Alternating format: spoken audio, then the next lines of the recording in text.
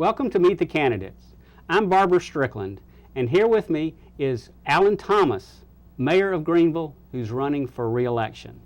In a recent debate, the moderator said that the voters are essentially hiring the next mayor. I'd like to spend some time talking with Mayor Thomas about his first 2 years in office, and also about why he should be hired for another 2 years. Alan, welcome. Thank you, Barbour. Appreciate you having me today. You've been mayor for the last 2 years, and I want to talk a little bit about that. But first, tell me a little bit about yourself, about your family, about your education, about your job experience. Thank you. I am a father of three, married to Janet Thomas, who is a working mom, very busy working mom, very busy family. We have a daughter, Ava, who is 8 years old and is in Wintergreen Primary, and another daughter, Holly, the middle child, also in kindergarten, and a new addition in our first term in office, little brother, Chase, who is 14 months, last week actually. And busy time as a family, but we're so excited about Greenville and things we're moving forward with here. I am, as many are in this city, educated here at East Carolina University. I received my undergraduate business degree here, and I also went on to graduate studies later on, received my master's in business administration, my MBA at UNC Chapel Hill. And my work background is pretty diverse. I worked for two governors in economic development and international business affairs for the Department of Commerce in North Carolina, recruiting business to the state of North Carolina. I also, at different points, worked for ECU. I was hired by the university when we were doing the Heart Hospital Initiative, trying to get money out of the legislature, and we were key in getting that accomplished. And also, I've been an entrepreneur for many years, and a fellow ECU graduate and myself started a company back in the 90s in an extra bedroom, as many times entrepreneur opportunities start. And we began that company, which is known now as IQ Max, and we started with one client. And within a number of years, we were fortunate through hard work and good business decisions to have now over 160 different hospital clients in 36 states. We process around 15 million patient records a day. So good experience in business, good experience in government, and good experience in taking initiatives and getting things done. That's great. You ran for mayor 2 years ago. Why did you decide to do that? Well, when I was working on the initiative for East Carolina, we were working on the Heart Hospital, starting that initiative we called Purple Alert, where we connected ECU graduates who are teachers and professionals all over the state to contact their local representatives to support this initiative, because what we wanted to make clear was that there are ECU supporters all over the state that are the fabric of your community. And that got me excited about being back and being very involved here in Greenville. And one of the elected officials here said, you know, Alan, we'd love to have you involved with city government. And here we go. That's how it happens. I was appointed to the Board of Adjustments and really enjoyed being on that board, quasi-judicial, dealing with permitting and things of that nature in the city. And then transitioned over to the Planning and Zoning Commission, which deals with the comprehensive plan and Horizons plan for the city in terms of our retail and neighborhood, and basically the blueprint for how the city grows over the next several decades. And I was elected by my peers on planning and zoning to be chairman of P&Z. Really enjoyed that, really enjoyed being involved. And a couple of years ago, there was a transition that seemed to be coming forward in the city. There was also kind of a feeling I was hearing across the city that it was time to move the community forward. We weren't a community of 25,000, we weren't a tobacco town anymore. We were moving towards a city of almost 100,000, and that would be over 100,000 by the year 2020. And we were lagging behind in many key areas that we were seeing our contemporaries really leave us across the state. And my business background and government background and relationships, I felt that I wanted to get out and get involved. I'm raising 3 kids here and raising a family here, and I'm very passionate about the future of Greenville. So we jumped out and threw our name in the hat and got the support of the community, and we were elected as mayor. So 2 years under your belt, and you decided to run again. Talk about talk about, are there things that you feel that you still need to accomplish? Is that why you're running for re-election? Well, part of it for me was a sense of urgency 2 years ago. There was a lack of direction in terms of public safety and law enforcement. We weren't getting it done. We needed to raise the bar in law enforcement. I have family very involved on the state level in law enforcement, and we're seeing how some communities in Raleigh and other areas were addressing it with wonderful impacts, making neighborhoods safer, making retail areas safer. We needed to raise the bar. Also in economic development, I'm working with Ron Kimball up in Charlotte and others and friends in Greensboro and other cities, realizing how the city needs to play a very important role, not just here, but regionally, in our own economic development. We had no economic development effort at all with the city of Greenville at that point. And being aware also the inner workings of this city, our budget, our roads infrastructure, sanitation, so many areas, we seem to be falling further and further behind. Those were the reasons I ran. Those are my platform issues in running before, is that we need more fiscal responsibility. We need true leadership, and we need an actual plan on how to execute that to move the city forward. And within the past year and a half, I'm very pleased with the city council and our citizens. We've worked so well together, moving forward, turning the page with new leadership in law enforcement, forming the first economic development office in this city, coming forward and focus on infrastructure issues that people have been kicking the can, so to speak, for a number of decades on these issues. And we need to go, I'm sure we'll go into those one by one.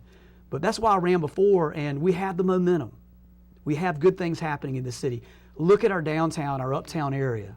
Look at the progress we're seeing as a direct result of some of this work. But I'm very excited about these steps forward with the city, and we need to keep it going. And I only feel like we're only a portion of the way there, and we need 2 more years of solid, consistent leadership to keep this moving forward. And need that continuity in leadership too, don't we? Yes, continuity. So what do you think is the role of a mayor in a town like Greenville?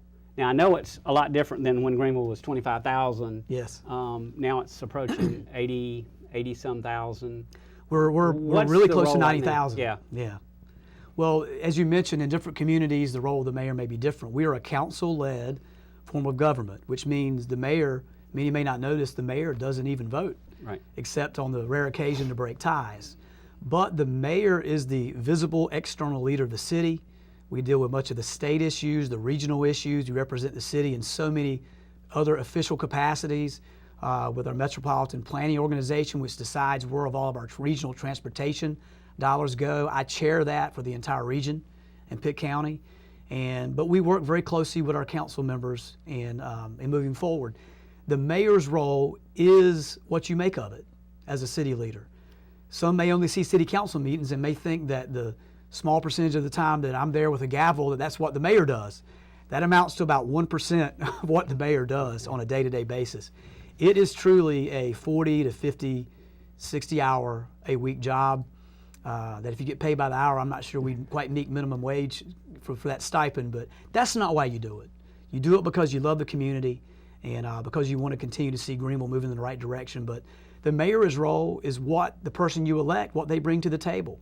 If they have limited capacity and their goal is just to slam a gavel at meetings, I guess they can do that and show up at a few events. If their goal is to make Greenville a regional player and aggressively go out and try to bring opportunity, bring jobs, be engaged with state leadership and national leadership to continue to grow this as the hub of the East and a major player in North Carolina, that's what your mayor will do, and that's what I've tried to bring to the table the past couple of years. Yeah, you've done the latter, definitely. I'd like to now talk about some of the issues that are important to our viewers.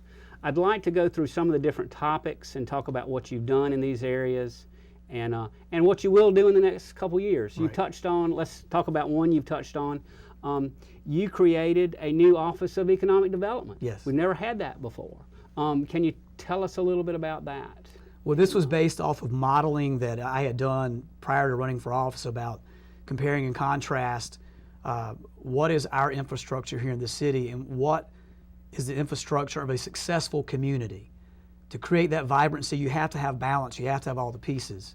And again, in speaking with Ron Kimball in Charlotte and others in Greensboro and some of our contemporaries in Concord and other cities, they all mentioned how vital it was for the city to take ownership of its own economic development, but work as a partner with our other economic development partners in the county and in the region. The Chamber of Commerce, very important partner in this equation. The Economic Development Commission with the county, very important. Our regional economic development partner is very important, but we have different roles. The County Economic Development Commission is limited to focusing on manufacturing in a narrow area of industry by state statute. And now I'm working with them to try to see if we can get that changed. But that's only a narrow portion. In the modern 2013 economy, it is so diverse. Small business is so key, especially in a university town like we have here at ECU, trying to create small business to be able to grow this economy. Phil Hodges, a perfect example of what he did with metrics. He's growing it from a small idea into a multi-million dollar company that became a national player. So many examples. We need that to be the model for what we do here in the community. But we've continued to grow at economic development, and what we did is we were told when we looked at this during the last election by certain naysayers that don't do this, we don't need it.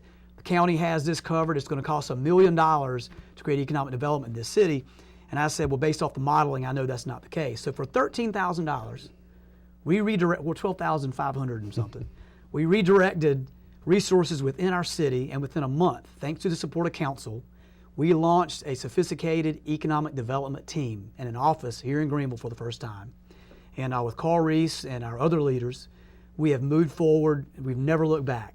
In the last year and a half, almost 2 years, we have created over $300 million in new business, new jobs, new growth, forensics DNA labs, national leader technologies moving to this city. The message is out about Greenville, economic development. I couldn't be more pleased. And this is just the start. We've got so much more to go in economic development.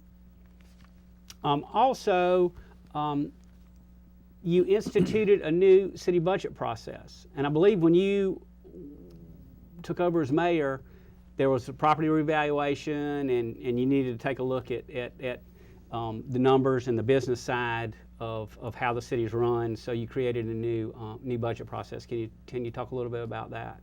We 2 years ago, there was this hanging cloud looming over our community. Every city were dealing with the residual of the property revaluation, which lowered property values across North Carolina. And we knew our day was coming at the beginning of 2011 and the beginning of 2012. When they reevaluated property in Greenville, we lost over $340 million in property value in the city. It was the first time since the Great Depression in the 1920s that Greenville actually lost property value. So we had to do a paradigm shift in the way we were going to approach our budgeting here. What that did was blow a multi-million-dollar hole in the city's finances. We talked about it in the last election, that this was coming down the pipe. Again, there were a lot of naysayers that said, don't worry about that we were ahead of the game. Well, what happened as soon as we got in office, we inherited this massive budget shortfall. So one of the first actions is we had to react very quickly to this issue. And the response from staff was a traditional staff response. The budget process in the city of Greenville, all years prior, we have a 2-year budget process, so we budget for a 24-month period. The process is the city manager goes through and creates a budget. They show up at city council meeting and they drop a big massive budget on the lap of council, and they talk about some of the highlights. A few questions are asked, very little is rarely changed. Then they come to the next council meeting and you vote on the budget. And guess what? Your budget process is over. Well, that was not going to be something that would work this past budget cycle with the difficulties that we were facing. And in speaking with council, I made the suggestion that we need to look closer at our budget this year, because the number one recommendation coming back from our city manager was this: to deal with this, we want to raise the salaries of our staff members. It hadn't been raised in a number of years, and benefits. And also we want to keep revenues above neutral. So the recommendation from city staff was to raise taxes across the board for the city. And in a climate where people were paying more for prescription drugs, more for gasoline, jobs were tight, tough to make ends meet for families, we knew the county probably would have to raise their tax rate. I made a decision that we would look closer this year and do a different form of budget. So my proposal was every city department come in and provide a preview of their budget, prioritize their budget between the needs and the wants and what needed to be done to keep this city move forward. And we created enormous efficiencies, Barbour, in this city budget. It was a great process. The audit committee, which is a standing committee with the city, served as the host with every council member there. It was all filmed, it was all on TV, which was great because we've never seen how the sausage was made in the budget ever before in the city of Greenville. Ever before. It was always done behind closed doors. We opened up that process for the entire city to see on a department by department level, the first to ever do that. And we ended up saving several $1 million on our budget. So instead of a budget shortfall and a tax raise, we actually were able to have a budget surplus. And we actually were able to cut taxes. Best kept secret in Greenville. We were able to cut taxes $4.2 million for the citizens of Greenville in property taxes in our 2-year budget, which I think was a tremendous feat by our staff and by our personnel and by City Council and everyone working together. There was some opposition. There was opposition to the Economic Development Office. But that's what decision makers do and what leaders do, Barbour. They look at the big situation, and you can't always hide behind difficulties. You have to move forward and try to move your community forward. And we're seeing the results in economic development, and we're seeing the results in our budget. By streamlining our budget, we still managed to keep, as according to our independent auditors, which came in last week, over a 14% budget, above budget in terms of our surplus in budget and budget balance, which is well above all of our peers across the state, and a strong AA bond rating. So we're doing wonderful things with our budget in the city. And your business background has helped you so much in the budget, working through the budget process and creating that new budget process. It's very interesting. Talk a little bit now about the dynamics in city government in Greenville. I mean, I know you know what's going on the national level, you know what's going on the state level, but tell us a little bit about what's going on in Greenville. It's been interesting to watch government, to say the least, over the past number of years. We've seen the discord fall further and further off. The nation is paralyzed right now in a shutdown. Sequestration is a word out there. The budget debt limit we hear about on the national level. Smart, intelligent people are letting politics getting in the way of good policy. They aren't talking. They aren't communicating. We're seeing that on the national level, voting down party line rather than just common sense solutions, business-related solutions for our entire country. And we look at the volatility in Raleigh. I understand, it could be argued that some changes are warranted, but there needs to be better communication, and we see volatility and partisanship on those levels. But in city government, it is nonpartisan. It's not based on party or particular mindset unless you choose it to be. Now, let me tell you about City Council in Greenville. We have 6 very strong-willed individuals that are elected from districts across the city, representing many different constituencies. To think that everybody is just alike, dressed alike, looks alike, have the same neighborhoods and cars and homes and families, that is very naive. It's a very different community across our city. And we need all people at the table to be represented. But when you strip away those differences, some are retirees, some have business backgrounds, some work in the university. When you strip all that away, the diversity, it comes down to a basic trust. Are you able to sit down with an individual and they are true to their word, and you're all trying to work towards the right things to move your city forward? For the most part, I'm pleased to report that is the case here in the city of Greenville. There are some that do decide to run for office quite a bit, and they run for office for 2 years. And I can appreciate that, but that never should get in the way of what's best for this community. Politics is what's wrong with Washington, D.C. Politics is what's wrong in many cases with Raleigh. And bringing the political nature, the partisanship, just based on your tendencies, bringing that to Greenville is something that I'm absolutely against. We should all be able to sit at the same table and focus on moving our community forward and get a lot of these smoke and mirrors out of the way. How have you addressed an issue that is important to everyone in Greenville, and that issue would be crime? Yes. Tell us a little bit about that. Talk about Chief Aiden coming from Washington, D.C., great hire. Yeah. Well, my first experience here, I had a good friend and who lost his life to violence a couple of years ago, and it really touched me. As before I ran for office, it always stuck in my mind that, I I spent many years near the university working. I could walk down Summit Street, not worrying about various concerns. I want that back. We do not have to compromise our safety in this community. We know some of it, many people make excuses about the economic downturn and lack of opportunity, but no, there's no excuse for violence and crime in any city. And coming on board, speaking with Chief Anderson, we discussed in great detail about raising the bar here in Greenville in dealing with crime. That was the number one thing when I ran for office is we've got to change the way we approach public safety in our city. We have to raise our standards. Now, I can't strap on a badge and a gun, but the best thing I can do is find the absolute best leader in law enforcement that we can have in this city and let them do their job. Give them the resources they need to be successful here. For month one, Chief Anderson and I, we went to Raleigh, went to other cities, and we asked them, what do you do well? Why have your homicide rates gone down? Why have your burglaries gone down? We went and sat with Thomas Walker, the U.S. Attorney for the Eastern District of North Carolina, the federal attorney. What do we need to do about gang activity? We went and sat with the Crime Commission. What resources do you have that you can bring here? Again, tapping into my relationships on a state and national level. What can we do to bring that here to Greenville? Get outside our boundaries to go and try to do something about it. Don't be a victim. What can we do to move forward? And we did. We raised the bar, and Chief Anderson decided to move on to another community, and I wished him well. When I came on board, we had police barriers around all of downtown Greenville, and that was not acceptable. We were attracting bad elements from across eastern North Carolina, creating a free zone to hang out and come 4, 5, 6 nights a week.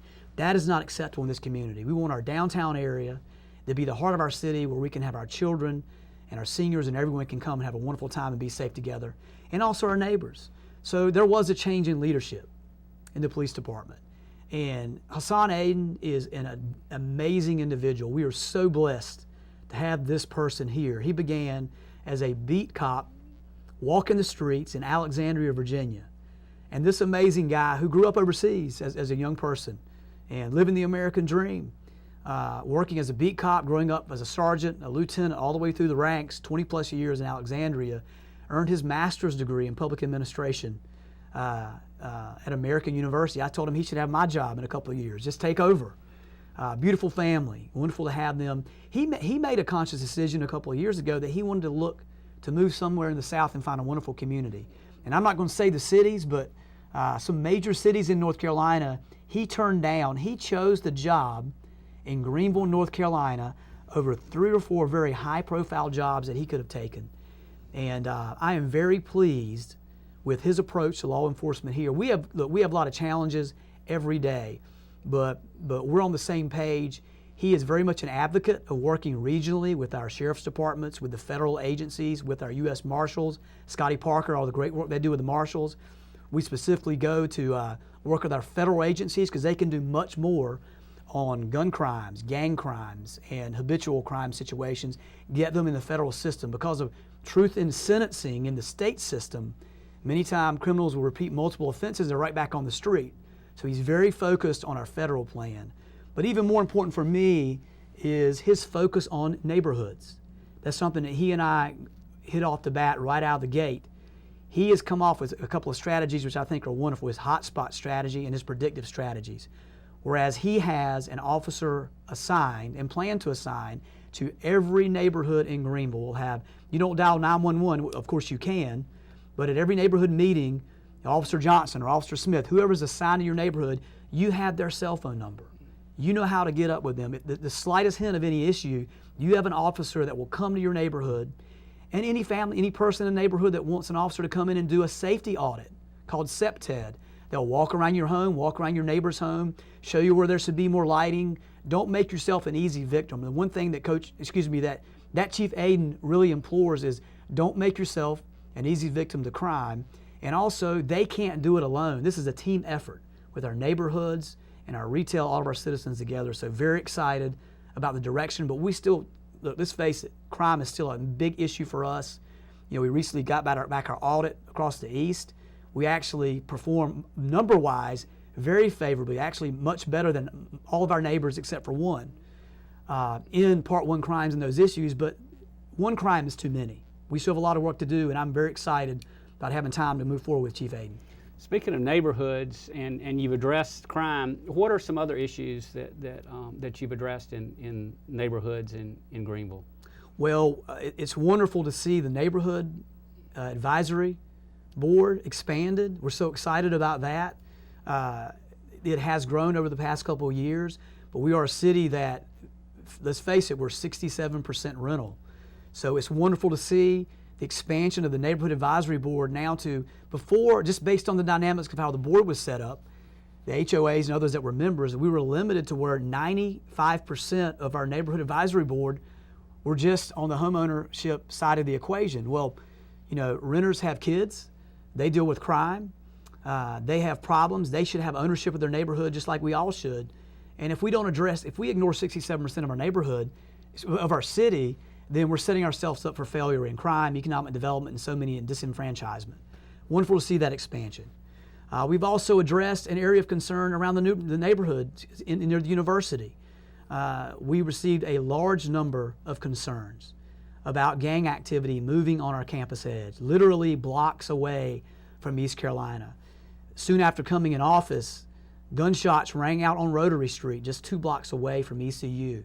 Gang members having a shootout with bullet holes in the door frames of some homes, 2 blocks from campus. So brazen, they even came back a second time for a second set of shots within 30 minutes. And that was the last straw. And it has been wonderful to see the neighborhood come together. And we have different neighborhood associations, and what we're trying to do now, and what we did then was, we need everyone involved to be able to make our areas safe. Don't let politics prevent safety in areas and neighborhoods continue to grow better. We move forward based on those suggestions with a 8-month process, a process called the neighborhood revitalization in the university neighborhood area. And we involve stakeholders from across the city involved in that equation. Now, I want to be clear on this because I think there's been a misnomer about that whole process. That was always, from day one, about the requests from people in that area who were concerned about congestion with 800 university cars parked throughout their neighborhoods not being treated like other neighborhoods, the concerns about trash, sanitation, cars parked in front lawns, concerned about crime, concerned about, you know, people that moving into homes at 7 or 8 or 9 or 10. And that is not our university neighborhood. We need to do everything we can to keep that clean and to continue to improve that. So, and it's still a challenge. We're working on it today, but it is night and day. We have started to see major improvements. We've changed the rules on parking, where you have to be permitted, that you live in that neighborhood to be able to park, and that's been an instant change. The university is helping with that, building a large parking deck that will be an 800-car deck, so now helping neighborhoods in that area. You know, and also houses that fit a certain criteria. We followed the Chapel Hill rule, the exact same rule in Chapel Hill, that if houses follow a very specific set of criteria, if they have 4 bedrooms, if they have enough spaces for parking for 4, if they have enough, you know, other facilities at a property, they can go through an examination and for consideration to have 4 instead of 3 within that very narrow set. The same rule that's in Chapel Hill, the same rule that's in Raleigh, and even a more open rule that's in Charlotte. 9 out of the 6 communities that we looked at followed that rule or more. Since that rule has been implemented, of the 800 or 900 homes in that area, only 6 have even applied.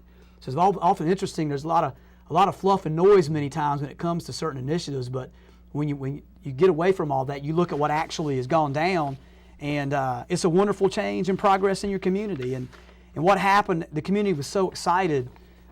They sent us a petition during this process, and the red designates how many homes signed a petition in support of the University Neighborhood Revitalization Plan. I've got a petition here of over 1,000 signatures in support of revitalizing that neighborhood. Much of that never even discussed and never talked about even to this day. But we're going to take care of our citizens, every citizen in the area. That area currently is, I think, is overpopulated rental-wise. It's slowly moved up from 50, 60, 70. Now it's at 87% rental.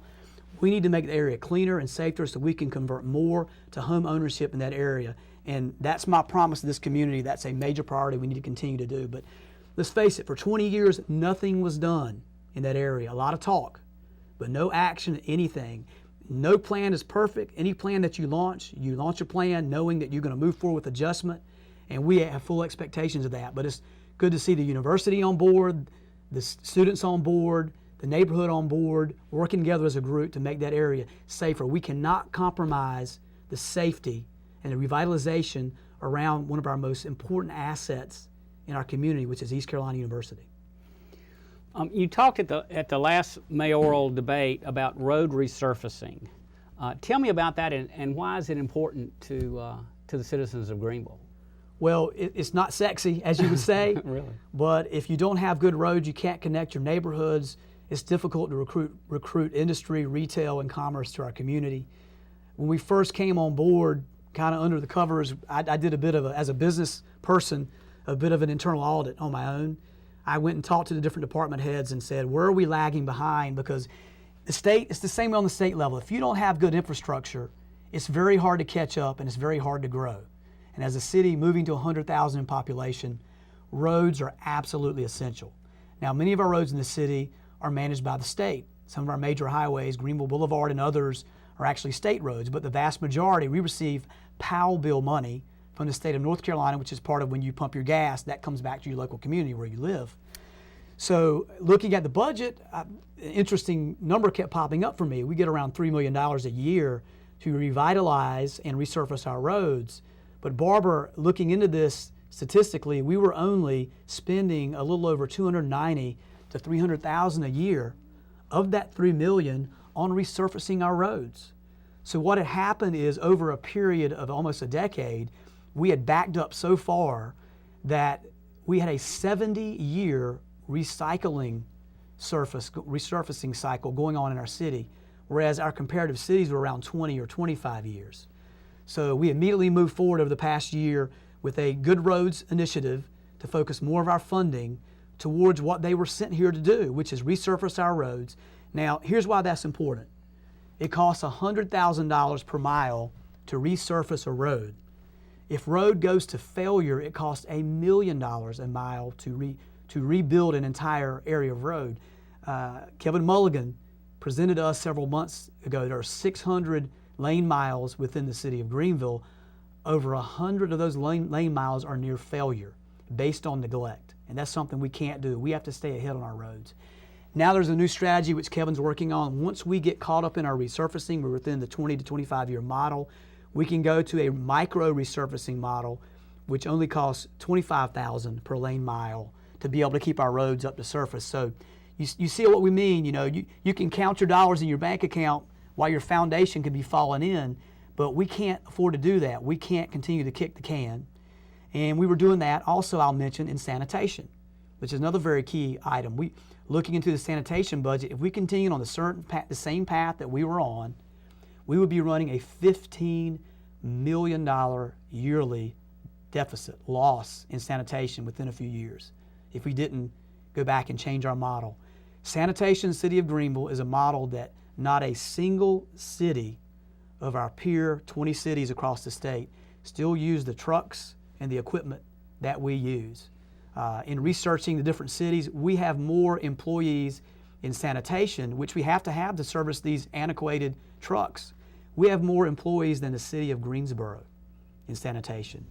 So we have, again, rather than kicking the can, this administration, this council, sat down with the employees, sat with them face to face and said, guys, we have to transition. Your health is at stake because you're using these old models. We had triple the number of insurance claims within our sanitation department than our peer cities.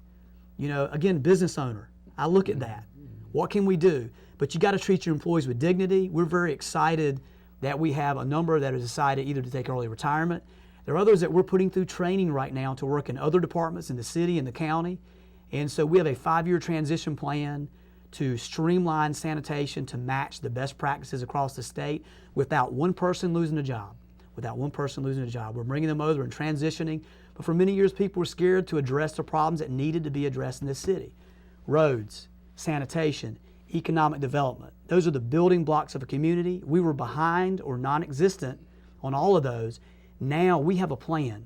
We're implementing a plan. We're moving forward, getting our city ready for that point when we're 100,000 people. How has downtown Greenville changed, or uptown Greenville changed since you became mayor? I'm glad you said both. There is a going debate We should have had that as a referendum, I think, on the city elections of do you want to call it uptown or downtown.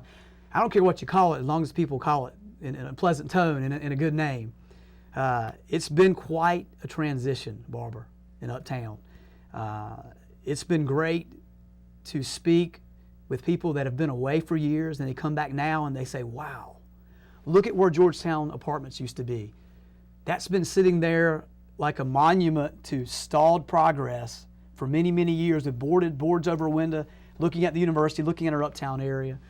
You know, downtown a concrete jungle. You know, what are we doing? What are we going to do to move this thing forward? Well, I worked downtown for many years and know most of the property owners in that area. One of the first things we did in office, subtly, is go and have sit-downs, just like you and I have done before. Sit down and talk about issues in our community. And some older families are getting a little older. We talked about the possibility of is now the time to transition some of these properties just from being large bars and drawing points for maybe some elements that aren't traditionally from Greenville? Or do we need to now make this on our campus edge transition to areas like we see in Athens, Georgia, in South Carolina, Greenville, South Carolina, Clemson, South Carolina, a lot of beautiful, Berkeley, California, beautiful communities that we've all seen, and greenery, outside cafe dining, little sandwich shops, coffee shops, but also still intertwined with entertainment for our student body, because let's face it, they need a good area for them to unwind and sit and communicate and make memories about their time here at East Carolina, and I fully support that. But it needs to be in a safe environment and in a productive environment. So talking with these several families, my policy is connect them with the right people and get out of the way, and that's what we did. We saw some groups that worked up in Durham, such as Community Smith, Holton Wilkerson and others, and many others that have come in here, and connecting them with these property owners and letting the private sector do their work. And within a short period, we've seen entire blocks of our uptown area transition. We're seeing that transition right before our eyes right now. And I like to tell people, if you left Greenville today in 2013 and came back in 2 to 3 years, you will be absolutely blown away with the new retail, the new residential, parking deck, city parking deck and bell tower right in downtown Greenville, contributing to the silhouette. Beautiful. We need the parking for all the retail that we're bringing here. The 5-story retail and residential at Georgetown, which Jim Ward and Tom Taft, 580 new residents living, working, playing right in our downtown, uptown area. Our commitment to uptown. When I came on board, the city wrote a check. That was it. And we had a wonderful director who was part-time. She moved on. It gave us an opportunity for a transition. And now collectively, Vidant has stepped up. ECU has stepped up. The city and other sponsors, for the first time in this past year and a half, all of our core partners are putting money into our uptown area. And look at what Bianca Schoeneman and staff and what they're doing, along Evans Street. The Umbrella Market, Free Boot Friday, all the concerts. We're really starting to see a really, really wonderful period. I take my kids down there all the time, and it's great after a free boot to watch young families, many families that are old school Greenville that had just never been in downtown in years. They're saying, man, this thing is changing. That is what we're passionate about. You have to have a vibrant heart of your city if your community is going to move forward. And I really feel in a couple of years we're doing all the things we can to make that happen. Going out, being a visible presence, bringing the elements in other major cities here, the best of breed. So we continue to move our Center City area to something we're going to be very proud about in a couple of years.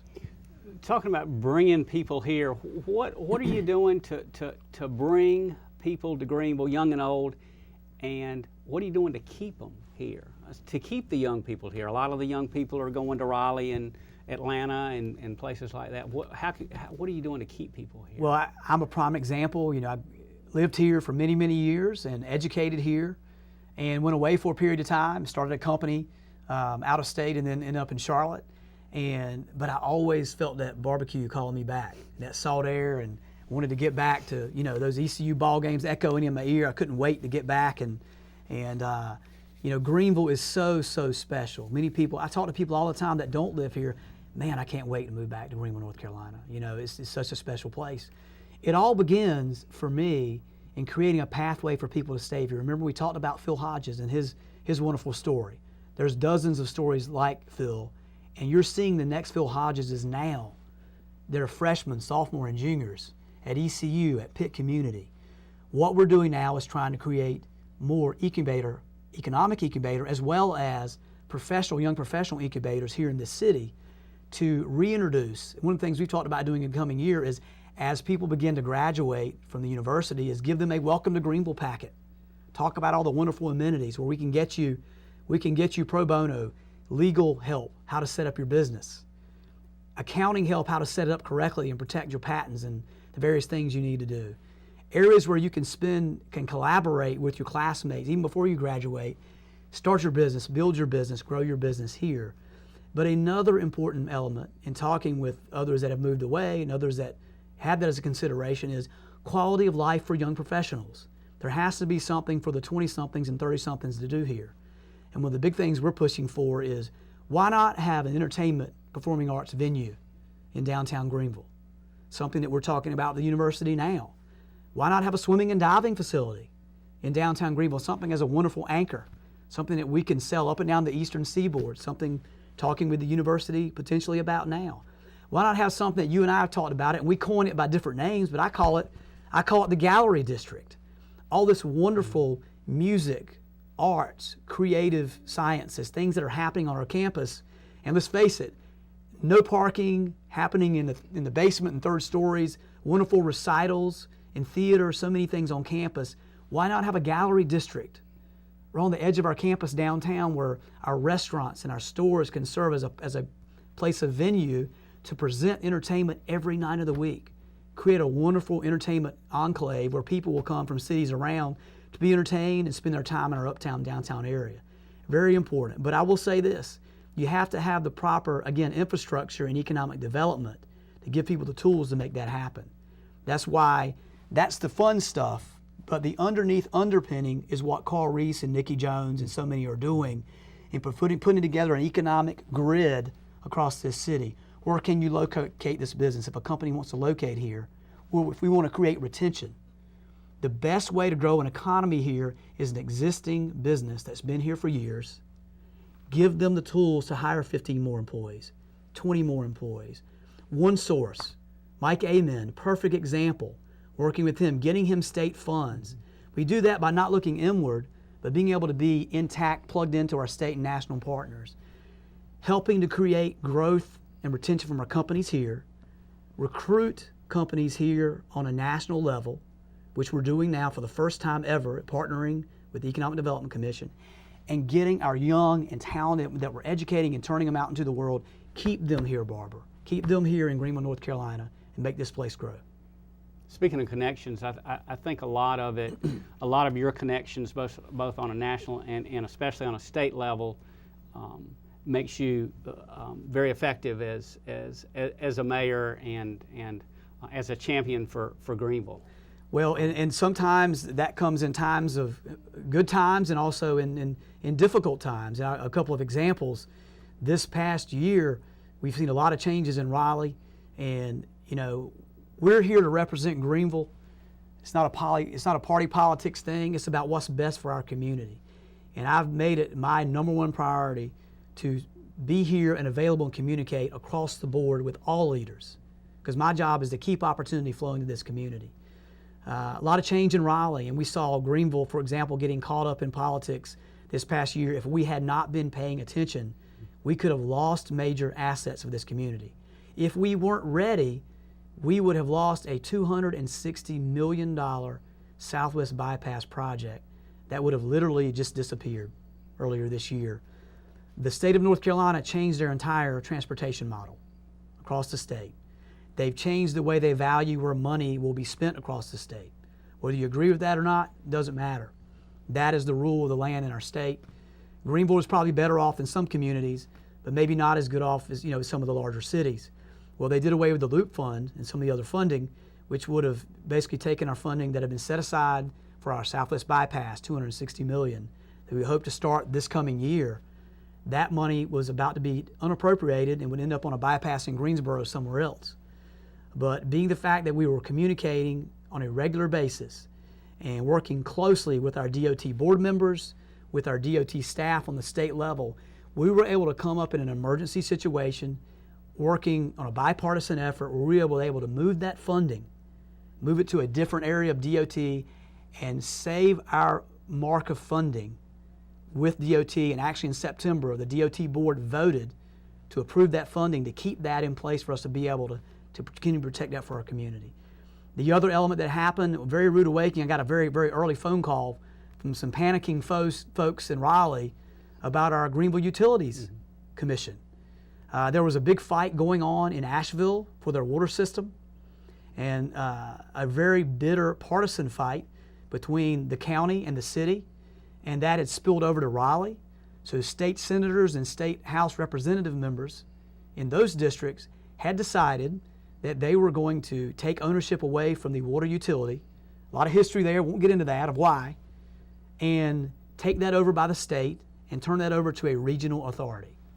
Well, by doing that, because we have a very unique situation with our utility here in Greenville, we were about to lose our over $250 million water utility here in Greenville.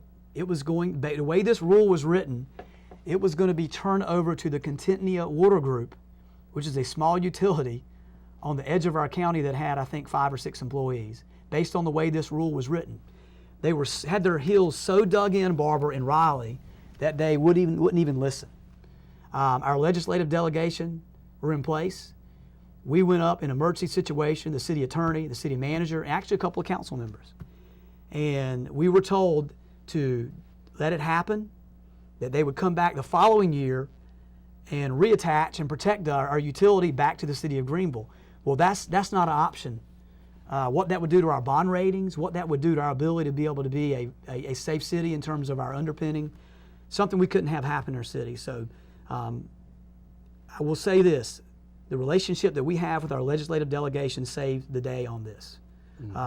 What Senator Pate, Senator Davis, and Susan Martin and Brown and Ms. Butterfield, what they did was tremendous. But at the end of the day, it came down to one senator named Tom Apodaca, number 2 ranking senator, who is from the Asheville area, and a meeting that we sat down with him and explained to him what was going to happen in this community if we didn't find a way to change this rule. And Tom Apodaca, working with Senator Pate and Davis and us being involved, changed that rule at the last minute to protect our utility. So if you aren't paying attention, there are things happening in Raleigh. If you don't have a 20-year relationship, knowing these senators, I've known Apodaca for over a decade and a half. You know, the wonderful work that Senator Pate is doing. Martin Nesbitt, known these folks for over a decade. You can't just walk up and introduce yourself in these situations. There's a lot of things at play. We have to be engaged, know what our priorities are, and be involved to be able to make this difference. Now is not the time to have unknown representation in Raleigh. We have to be connected with all the changes that you all see in education and transportation, so many things across the board. It's a very key time to have experience and leadership across the board. What is the difference between you and your opposition? Well, I appreciate a candidate running for mayor. I think, as you mentioned at the beginning of this discussion, every 2 years we get to display our report card. And you should talk about what you have done, what you haven't done, what you could do better. We all could do a better job. I'm the first to say, I learn every day from my wife that I'm a long way from perfection. I ask for forgiveness on a daily basis on many levels. And that includes in being mayor. I mean, you can't not make hard decisions. That's my number one point. You can't shy away from things that need to be done. Case in point, sanitation, our roads, economic development, many things that we just sat back because those decisions may rock the boat for a few. If you're going to see your community move forward, you got to be willing to make those decisions.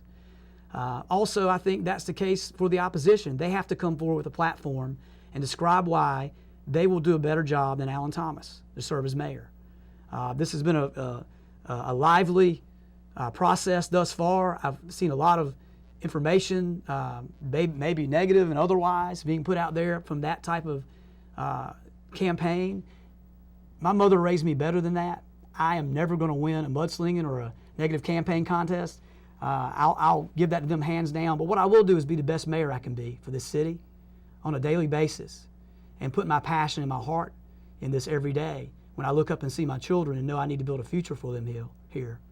The difference between myself and my opposition is experience, I think. an ability to get things done. My opponent in this race has not been involved in city government for over a decade, has been involved in a few committees, and we appreciate that. But that now is the time that we need to continue this progress, continue the growth we see in the city. We need real leadership, but we also need a good council. We don't need a council that all look alike, talk alike, and sound alike. It's bad for the city, it's bad for policy. We need a balance in this city of leadership. So when I have an idea, with a certain council member has an idea, we can compromise and create great solutions for our community. And I feel that based on my experience and background and the individual running against me, that I'm the best candidate for the job to continue this progress moving forward here in Greenville. Anything else you would like to say in closing? Well, Barbara, I want to thank you. I mean, I appreciate your time and spending time with me in your interview. And I'll be quite honest with you, the past couple of months, I have been very busy doing my job as mayor. And campaigning is not something that I do naturally. This is my first elected office, although I've worked in government in many ways, helping to guide private sector through the government maze to get things done. Serving as mayor has been a wonderful, wonderful experience, a tiresome experience. I've met so many wonderful people. It's a good tired. It's a good tired when you go home and know that you're accomplishing things and you're helping people and having people come up and shake your hand because they know you made a tough decision. When a group calls up and says that, you know, freedom from faith and we shouldn't protect faith in our community, knowing that I did the right thing. When people said that, you know, economic development is something we haven't done here, knowing I did the right thing, knowing we've done the right thing on education, I'm very proud of that. And it's been a tremendous honor to serve over the past 2 years as mayor here. And I pull my heart and soul into this thing every day. And I trust and hope that the citizens of Greenville will give me the opportunity to continue to do this for 2 more years. And let's have this same report card period at this same table 2 years from now and talk about the progress we're making. And I urge you to go to electalanthomas.com or to email me. You can email me at athomasemail@gmail.com. Again, athomasemail@gmail.com. Give your suggestions. Love to have your help in the campaign, but most importantly, vote on November 5th. Be involved. It's very important for the message to be sent that Greenville is engaged in moving our community forward. I would appreciate the honor of your vote and continue to move in our community forward. Thank you. Thank you, Alan. And thanks for watching Meet the Candidate and listening to Mayor Alan Thomas's vision for Greenville. And don't forget to vote. Early voting starts October 17th and runs through November the 2nd. And then Election Day is November 5th. Thank you.